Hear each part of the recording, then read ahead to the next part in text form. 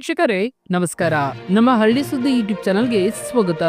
PM Kisan Samman ನಿಧಿ ಯೋಜನೆಯ 21ನೇ ಕಂತಿನ ಬಗ್ಗೆ ಮತ್ತೊಂದು ಬಿಗ್ ಅಪ್ಡೇಟ್ ಎಂದು ಬಂದಿದೆ. ಹೌದು, ಅದರ ಬಗ್ಗೆ ಸಂಪೂರ್ಣವಾದ ಮಾಹಿತಿಯನ್ನ ಈ ವಿಡಿಯೋದಲ್ಲಿ ತಿಳಿಸ್ಕೊಡ್ತಾ ಹೋಗ್ತೀವಿ. ಪಿಎಂ ಕಿಸಾನ್ ಸನ್ಮಾನ್ ನಿಧಿ ಯೋಜನೆಯ 21ನೇ ಕಂತು ಯಾವಾಗ ಜಮಾ ಆಗಲಿದೆ, ಎಷ್ಟು ಜಮಾ ಆಗಲಿದೆ, ಹೆಚ್ಚಳವಾಗಲಿದೆಯಾ, ಎಲ್ಲವನ್ನೂ ಕೂಡ ಈ ವಿಡಿಯೋದಲ್ಲಿ ತಿಳಿಸ್ಕೊಡ್ತಾ ಹೋಗ್ತೀವಿ. ಹಾಗೆ ನಿಮ್ಮ ಖಾತೆಗೆ ಎಷ್ಟು ಕಂತುಗಳು ಜಮಾ ಆಗಿದೆ ಎಂಬುದನ್ನ ನಮ್ಮ ಕಾಮೆಂಟ್ ಬಾಕ್ಸ್ ಅಲ್ಲಿ ತಿಳಿಸಿ. ಜಮಾ ಆಗಿಲ್ಲ ಅಂತಂದ್ರೆ ಯಾವೆಲ್ಲ ಕೆಲಸವನ್ನ ಮಾಡಿದ್ರೆ ಜಮಾ ಆಗುತ್ತೆ ಎಂಬುದನ್ನು ಕೂಡ ಈ ವಿಡಿಯೋದಲ್ಲಿ ತಿಳಿಸ್ಕೊಡ್ತಾ ಹೋಗ್ತೀವಿ. ಮಧ್ಯದಲ್ಲಿ ಸ್ಕಿಪ್ ಮಾಡದೆ ವಿಡಿಯೋನ ಸಂಪೂರ್ಣವಾಗಿ ನೋಡಿ. ಪ್ರಧಾನ ಮಂತ್ರಿ ಕಿಸಾನ್ ಸನ್ಮಾನ್ ನಿಧಿ ಯೋಜನೆಯ 21ನೇ ಕಂತು ಕೆಲವು ರೈತರ ಅಗತ್ಯ ಕಾರ್ಯವಿಧಾನಗಳನ್ನ ಪೂರ್ಣಗೊಳಿಸದಿದ್ದರೆ ಅವರಿಗೆ ಈ 2,000 ರೂಪಾಯಿ ಸಿಗುವುದಿಲ್ಲ. ಹೌದು, ಪ್ರಧಾನ ಮಂತ್ರಿ ಕಿಸಾನ್ ಸನ್ಮಾನ್ ನಿಧಿ ಯೋಜನೆ ಅಡಿ 21ನೇ ಕಂತಿನ 2,000ಗಳಿಗಾಗಿ ಭಾರತದ ರೈತರು ಕಾತುರದಿಂದ ಕಾಯುತ್ತಿದ್ದಾರೆ. ಕೆಲವು ರೈತರು ಈಗಾಗಲೇ ತಮ್ಮ ಪಾವತಿಗಳನ್ನ ಸ್ವೀಕರಿಸದಿದ್ದರೂ ಹೆಚ್ಚಿನ ಸಂಖ್ಯೆಯ ರೈತರು ಇನ್ನೂ ತಮ್ಮ ಬ್ಯಾಂಕ್ ಖಾತೆಗಳಿಗೆ ಹಣವನ್ನ ಜಮಾ ಮಾಡಲು ಕಾಯುತ್ತಿದ್ದಾರೆ. ಪಂಜಾಬ್, ಹಿಮಾಚಲ ಪ್ರದೇಶ ಮತ್ತು ಉತ್ತರಾಖಂಡದ ರಾಜ್ಯದಲ್ಲಿ ಇತ್ತೀಚೆಗೆ ಸಂಭವಿಸಿದ ಪ್ರವಾಹದಿಂದಾಗಿ ಬೆಳೆಗಳಿಗೆ ತೀವ್ರ ಹಾನಿಯಾಗಿದ್ದು, ಸರ್ಕಾರವು ಈಗಾಗಲೇ ಈ ಪ್ರದೇಶಗಳಲ್ಲಿನ ಸುಮಾರು 27 ಲಕ್ಷ ರೈತರಿಗೆ ಈ ಕಂತನ್ನು ವರ್ಗಾಯಿಸಿದೆ. ವಿಶೇಷ ಪರಿಹಾರ ಕ್ರಮವಾಗಿ ಈ ರೈತರಿಗೆ ಮೊದಲೇ ಪಾವತಿಯನ್ನು ನೀಡಲಾಗುತ್ತಿತ್ತು.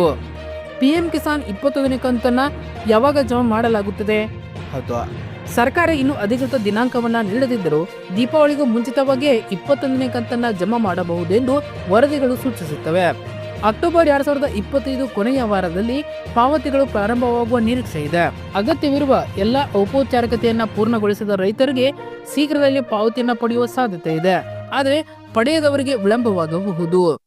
ಪಿಎಂ ಕಿಸಾನ್ ಯೋಜನೆಯ 21ನೇ ಕಂತು ಪಾವತಿಯನ್ನ ಯಾರೆಲ್ಲ ಕಳೆದುಕೊಳ್ಳಬಹುದು? ಇಲ್ಲಿ ತಿಳಿದುಕೊಳ್ಳಿ. ಕೆಲವು ರೈತರು KYC ನಂತರ ಅಗತ್ಯ ಕಾರ್ಯವಿಧಾನಗಳನ್ನ ಪೂರ್ಣಗೊಳಿಸದಿದ್ದರೆ ಅಥವಾ ತಮ್ಮ ಬ್ಯಾಂಕ್ ಖಾತೆಗೆ ಆಧಾರನ ಲಿಂಕ್ ಮಾಡದಿದ್ದರೆ 2,000 ರೂಪಾಯಿಗಳನ್ನ ಪಡೆಯದಿರಬಹುದು. ಇದರ ಸಾಮಾನ್ಯ ಸಮಸ್ಯೆಗಳೆಂದರೆ ತಪ್ಪಾದ IFSC ಕೋಡ್ಗಳು, ಮುಚ್ಚಿದ ಬ್ಯಾಂಕ್ ಖಾತೆಗಳು ಅಥವಾ ನೋಂದಣಿಯಲ್ಲಿ ತಪ್ಪು ವ್ಯಕ್ತಿಯ ವಿವರಗಳ ತುಂಬಿರುವುದು. ಇಂಥ ಸಂದರ್ಭಗಳಲ್ಲಿ ಕಂತುಗಳನ್ನ ಪ್ರಕ್ರಿಯೆಗಳನ್ನ ನಿಲ್ಲಿಸಲಾಗುವುದು. ಪಿಎಂ ಕಿಸಾನ್ 21ನೇ ಕಂತು KYC ಪೂರ್ಣಗೊಳಿಸುವುದು ಹೇಗೆ? ಇಲ್ಲಿ ತಿಳಿದುಕೊಳ್ಳಿ. ರೈತರು ತಮ್ಮ ಆಧಾರ್ ಸಂಖ್ಯೆ ಮತ್ತು OTP ಬಳಸಿಕೊಂಡು ಅಧಿಕೃತ ಪಿಎಂ ಕಿಸಾನ್ ವೆಬ್ಸೈಟ್ಗೆ ಹೋಗಿ ಅಲ್ಲಿ ನಿಮ್ಮ ಆಧಾರ್ ನಂಬರ್ನ ಹಾಕಿ KYC ಅನ್ನ ಮಾಡಿಕೊಳ್ಳಬಹುದು. ಅಥವಾ ಹತ್ತಿರದ CSC ಕೇಂದ್ರಗಳು ಅಥವಾ ಬ್ಯಾಂಕ್ಗಳಿಗೆ ಬಯೋಮೆಟ್ರಿಕ್ ಆಧಾರಿತ KYC ಅನ್ನು ಕೂಡ ನೀವು ಮಾಡಬಹುದು. 2025 ದೀಪಾವಳಿಗೂ ಮೊದಲು ಪಿಎಂ ಕಿಸಾನ್ ಸನ್ಮಾನ್ ನಿಧಿ ಯೋಜನೆ ಅಡಿಯಲ್ಲಿ 21ನೇ ಕಂತು 2,000 ಕಂತನ್ನ ಸರ್ಕಾರ ಬಿಡುಗಡೆ ಮಾಡಲು ನಿರ್ಧರಿಸಲಾಗಿದೆ. ಅನೇಕ ರೈತರು ಪಾವತಿಗಾಗಿ ಕಾತುರದಿಂದ ಕಾಯುತ್ತಿದ್ದಾರೆ. ಎಲ್ಲಾ ಫಲಾನುಭವಿಗಳಿಗೆ ಪೂರ್ಣ ಮೊತ್ತ ಸಿಗುವುದಿಲ್ಲ. ಅರ್ಹತೆ ಮತ್ತು ಸರಿಯಾದ ದಾಖಲೆಗಳು ಯಾರಿಗೆ ಹಣ ಪಡೆಯುತ್ತವೆ ಎಂಬುದು ನಿರ್ಧರಿಸಲಾಗುತ್ತದೆ. ಪ್ರಧಾನ ಮಂತ್ರಿ ಕಿಸಾನ್ ಸನ್ಮಾನ್ ನಿಧಿ ಯೋಜನೆಯು ಭಾರತ ಸರ್ಕಾರದ ಪ್ರಮುಖ ಕೃಷಿ ಯೋಜನೆಯಾಗಿದೆ. ಇದು ಸಣ್ಣ ಮತ್ತು ಅತಿ ಸಣ್ಣ ರೈತರಿಗೆ ಬಹಳ ಅನುಕೂಲವಾಗಿದೆ. ಸಣ್ಣ ಮತ್ತು ಅತಿ ಸಣ್ಣ ರೈತ ಕುಟುಂಬಗಳಿಗೆ ನೇರ ಆರ್ಥಿಕ ನೆರವು ನೀಡಲು ರೂಪಿಸಲಾಗಿದೆ.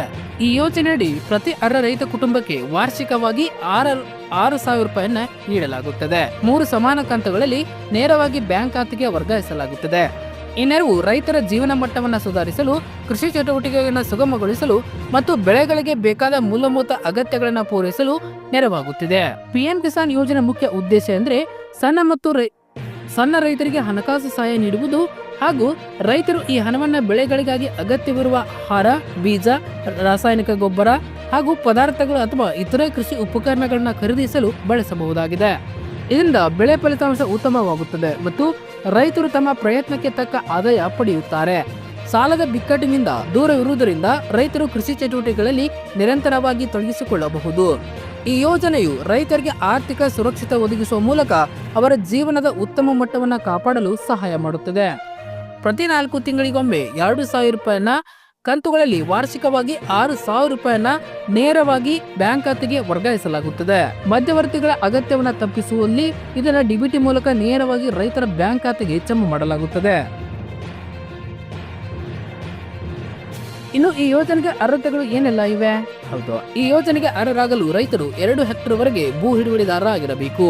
ಸಾಂಸ್ಥಿಕ ಭೂಮಾಲೀಕರು ಹಾಗೂ ಕೇಂದ್ರ ಮತ್ತು ರಾಜ್ಯ ಸರ್ಕಾರದ ಅಧಿಕಾರಿಗಳು, ನಿವೃತ್ತ ಅಧಿಕಾರಿಗಳು, 10,000ಕ್ಕಿಂತ ಹೆಚ್ಚಿನ ಮಾಸಿಕ ಆದಾಯ ಹೊಂದಿರುವ ವೃತ್ತಿಪರರು ಈ ಯೋಜನೆಗೆ ಅರ್ಹರಾಗಿರುವುದಿಲ್ಲ. ಈ ನಿಯಮಗಳು ನಿಜವಾದ ರೈತರಿಗೆ ಮಾತ್ರ ನೆರವು ತಲುಪಲು ಸಹಾಯ ಮಾಡುತ್ತವೆ. ಈ ಮೂಲಕ ಈ ಯೋಜನೆಯ ಲಾಭವು ಹೆಚ್ಚು ಸತ್ಯಸಂಧ ರೈತರಿಗೆ ಮಾತ್ರ ನೀಡಲಾಗುತ್ತದೆ. ಇನ್ನು ನೋಂದಣಿ ಮಾಡಿಸಿಕೊಳ್ಳುವುದು ಹೇಗೆ? ಹೌದು, ಈ ಯೋಜನೆಗೆ ನೋಂದಾಯಿಸಲು ರೈತರು ಅಧಿಕೃತ ಪೋರ್ಟಲ್ PM ಕಿಸಾನ್ government.in ಗೆ ಭೇಟಿ ನೀಡಬೇಕು. ಅಲ್ಲಿ ಹೊಸ ರೈತ ನೋಂದಣಿ ಮೇಲೆ ಕ್ಲಿಕ್ ಮಾಡಬೇಕು. ನಂತರ ತಮ್ಮ ಆಧಾರ್ ಸಂಖ್ಯೆಯನ್ನು ಸೇರಿಸಿ ಬ್ಯಾಂಕ್ ಖಾತೆ ವಿವರಗಳು ಮತ್ತು IFSC ಕೋಡ್ ಅನ್ನು ನೀಡಿದ ಬಳಿಕ ಅರ್ಜಿ ಸಲ್ಲಿಸಬಹುದು. ಈ KYC ಪ್ರಕ್ರಿಯೆ ಪೂರ್ಣಗೊಳಿಸುವುದರಿಂದ ರೈತರು ತಮ್ಮ ಅರ್ಹತೆಯನ್ನು ಖಚಿತಪಡಿಸಿಕೊಳ್ಳಬಹುದು. ನೋಂದಣಿ ಪ್ರಕ್ರಿಯೆ ಸರಳವಾಗಿದ್ದು ಹಣಕಾಸಿನ ನೆರವು ಸರಿಯಾಗಿ ಲಭ್ಯವಾಗಲು ಸಹಾಯ ಮಾಡುತ್ತದೆ. PM ಕಿಸಾನ್ ಯೋಜನೆಯು ರೈತರಿಗೆ ನೇರ ಆರ್ಥಿಕ ನೆರವು ನೀಡುವುದರ ಮೂಲಕ ಕೃಷಿ ಚಟುವಟಿಕೆಗಳನ್ನು ಸುಗಮಗೊಳಿಸುತ್ತದೆ. ಸಣ್ಣ ರೈತ ಕುಟುಂಬಗಳು ತಮ್ಮ ಬೆಳೆಗಳಿಗೆ ಬೇಕಾದ ಎಲ್ಲಾ ಮೂಲಭೂತ ವಸ್ತುಗಳನ್ನು ಖರೀದಿಸಬಹುದು. ಸಾಲದ ಭಾರ ಕಡಿಮೆ ಆಗುತ್ತಿದ್ದು ತಮ್ಮ ಕೃಷಿ ಚಟುವಟಿಕೆಗಳಲ್ಲಿ ನಿರಂತರವಾಗಿ ತೊಡಗಿಸಿಕೊಳ್ಳಬಹುದು. ಈ ಯೋಜನೆಯು ಸಾಂಸ್ಥಿಕ ಭೂಮಾಲೀಕರು ಮತ್ತು ಕೆಲವು ಸರ್ಕಾರಿ ನೌಕರರನ್ನ ಹೊರತುಪಡಿಸಿ ಎಲ್ಲಾ ಅರ್ಹ ರೈತರಿಗೆ ಲಾಭವನ್ನ ನೀಡುತ್ತವೆ. ಪ್ರಧಾನಮಂತ್ರಿ ಕಿಸಾನ್ ಸನ್ಮಾನ್ ನಿಧಿ ಯೋಜನೆಯಲ್ಲಿ ಪ್ರಕಟವಾದ ಅಧಿಸೂಚನೆಯಲ್ಲಿ ಕೇಂದ್ರ ಸರ್ಕಾರವು ಕೆಲವು ಅಕ್ರಮ ಪ್ರಕರಣಗಳನ್ನ ಗುರುತಿಸಲಾಗಿದೆ. ಹೌದು, ಫೆಬ್ರವರಿ 1, 2019 ನಂತರ ಭೂಮಿ ಖರೀದಿಸಿದ ಅಥವಾ ಹೊಂದಿರುವ ರೈತರು ಹಾಗೂ ಒಂದೇ ಕುಟುಂಬದಲ್ಲಿ ಒಂದಕ್ಕಿಂತ ಹೆಚ್ಚು ಸದಸ್ಯರು ಈ ಯೋಜನೆ ಲಾಭ ಪಡೆಯುತ್ತಿರುವ ಪ್ರಕರಣಗಳಲ್ಲಿ ಇದರಲ್ಲಿ ಸೇರಿವೆ. ಉದಾಹರಣೆಗೆ, ಪತಿ ಪತ್ನಿ ಇಬ್ಬರು ಅಥವಾ ಪೋಷಕರು ಮತ್ತು 18 ವರ್ಷಕ್ಕಿಂತ ಮೇಲ್ಪಟ್ಟ ಅವರ ಮಕ್ಕಳು ಒಟ್ಟಾಗಿ ಕಂತಿನ ಹಣವನ್ನು ಪಡೆಯುತ್ತಿದ್ದಾರೆ. ಅಂದ್ರೆ ಅನೇಕ ಫಲಾನುಭವಿಗಳು ಒಂದೇ ಭೂಮಿಗೆ ಲಾಭ ಪಡೆಯುತ್ತಿದ್ದಾರೆ. ಇಂತಹ ಸಂದರ್ಭಗಳಲ್ಲಿ ಕಂತುಗಳನ್ನು ತಾತ್ಕಾಲಿಕವಾಗಿ ನಿಲ್ಲಿಸಲಾಗಿದೆ. ರೈತರು ತಮ್ಮ ಅರ್ಹತೆಯನ್ನು ಪರಿಶೀಲಿಸಿಕೊಳ್ಳುವಂತೆ ಮನವಿ ಮಾಡಲಾಗಿದೆ. ಇದಕ್ಕಾಗಿ ನಿಮ್ಮ ಸ್ಥಿತಿಯನ್ನು ತಿಳಿಯಿರಿ. ಹೌದು, ಅಂದ್ರೆ KYC ಸೇವೆಯನ್ನು ಪ್ರಧಾನಮಂತ್ರಿ ಕಿಸಾನ್ ಸನ್ಮಾನ್ ನಿಧಿ ಯೋಜನೆ ಮೂಲಕ ನೀವು ಮಾಡಿಕೊಳ್ಳಬಹುದು. ಅಕ್ರಮಗಳನ್ನು ಪರಿಶೀಲಿಸಲು ಸರ್ಕಾರವು ಇಂತಹ ಪ್ರಕರಣಗಳನ್ನ ಪರಿಶೀಲನೆ ನಡೆಸುತ್ತಿದೆ. ತನಿಖೆ ಪೂರ್ಣಗೊಳ್ಳುವವರೆಗೆ ಈ ರೈತರಿಗೆ ಮುಂದಿನ ಕಂತುಗಳು ಕಳುಹಿಸಲಾಗುವುದಿಲ್ಲ ಎಂದು ಸರ್ಕಾರ ತಿಳಿಸಿದೆ. ಈ ಅಕ್ರಮವು ಅರ್ಹ ಫಲಾನುಭವಿಗಳಿಗೆ ಮಾತ್ರ ಈ ಯೋಜನೆ ಲಾಭ ದೊರೆಯುವುದನ್ನು ಖಚಿತಪಡಿಸಿಕೊಳ್ಳಲು ಗುರಿ ಹೊಂದಿದೆ. ಇದುವರೆಗೆ ಸರ್ಕಾರ 20 ಕಂತುಗಳನ್ನ ಬಿಡುಗಡೆ ಮಾಡಿದೆ. ಇತ್ತೀಚೆಗೆ 20ನೇ ಕಂತನ್ನ 2025 ಆಗಸ್ಟ್ 2ರಂದು ರೈತರ ಬ್ಯಾಂಕ್ ಖಾತೆಗಳಿಗೆ ವರ್ಗಾಯಿಸಲಾಗಿತ್ತು. ಮುಂದಿನ ಕಂತಿನ ಬಗ್ಗೆ ರೈತರು ದೀಪಾವಳಿಗೂ ಮುನ್ನವೇ ಹಣ ಸಿಗಬಹುದೆಂದು ನಿರೀಕ್ಷಿಸುತ್ತಿದ್ದಾರೆ. ಆದರೆ ಹಿಂದಿನ ವರ್ಷಗಳ ಪ್ರವೃತ್ತಿಯನ್ನು ನೋಡಿದರೆ ಕಂತು 2025 ಡಿಸೆಂಬರ್ನಲ್ಲಿ ಬರುವ ಸಾಧ್ಯತೆ ಇದೆ. ಸರ್ಕಾರವು ಪ್ರತಿ 4 ತಿಂಗಳಿಗೊಮ್ಮೆ ಕಂತುಗಳನ್ನ ಬಿಡುಗಡೆ ಮಾಡುತ್ತದೆ. ಧನ್ಯವಾದಗಳು. ಇದೇ ರೀತಿ ಹೆಚ್ಚಿನ ಮಾಹಿತಿಗಾಗಿ ನಮ್ಮ ಹಳ್ಳಿ ಸುದ್ದಿ ಯೂಟ್ಯೂಬ್ ಚಾನೆಲ್ ಸಬ್ಸ್ಕ್ರೈಬ್ ಆಗಿ. ಧನ್ಯವಾದಗಳು.